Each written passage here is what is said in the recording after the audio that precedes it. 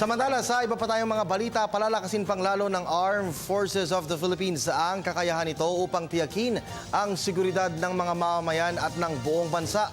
Kabilang narito ang pagsusulong ng modernisasyon ng hukbong sandatahan ng Pilipinas. May report si Emil Carion.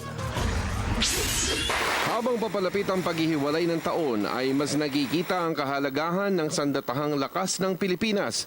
Sa ngayon ay lalong pinag-iibayo ang serbisyo sa pamamagitan ng modernisasyon nito. Napag-usapan po ito at pinagandaan na mabuti. Kaya nga po may mga tinalagang mga task force dyan, lalo na ho sa mga highly threatened areas, katulad ng Zamboanga City, may banta rin po ang Davao City, may angkop na mga measures na po na ilagay. Kaya yung ating pong tinatawag na target hardening. Sa programang Radyo Vision Media ng Bayan ay ipinahayag ni AFP spokesperson Padilla ang pangkalahatang direksyon na tinatahak ngayon ng kawal ng Pinoy. Kabilang na dito ang pagsiguro na re-respetuhin ng mga sundalo ang pagpapanatili ng kapayapaan ngayong deklarado ang ceasefire, ang paghahanda para sa selebrasyon ng bagong taon at ang aktibong kampanya para sa internal security. Ang pinakamainam pong gawin ng ating mga kababayan ay patuloy silang magmasid at maging alerto at maging vigilant sa kanilang mga paligid. Kasi alam niyo po, limitado po ang bilang ng ating mga pulis at limitado ang bilang ng ating mga sundalo.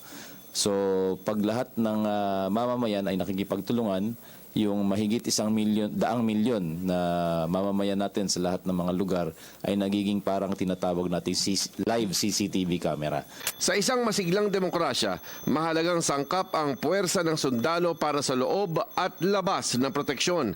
Partisipasyon at pagtutulungan ang karugtong na pwedeng ibahagi ng komunidad para sa lubusang tagumpay nito. Pinapaabot po ng ating hepe, si General Riberi, ang kanyang taus-pusong pasasalamat sa bawat sundalo, bawat marino, bawat sailor, bawat airman na nagsisilbi po sa ating sandatahang lakas. Lalo na po yung mga nakatalaga dyan ngayon sa Mindanao na hindi na po nag-break ay patuloy na magtataguyod ng ating soberenya sa KIG at ipagtatanggol po kayo at poprotektahan kayo alinsunod sa ating konstitusyon. Para sa Telebisyon ng Bayan, ako si Emil Carion.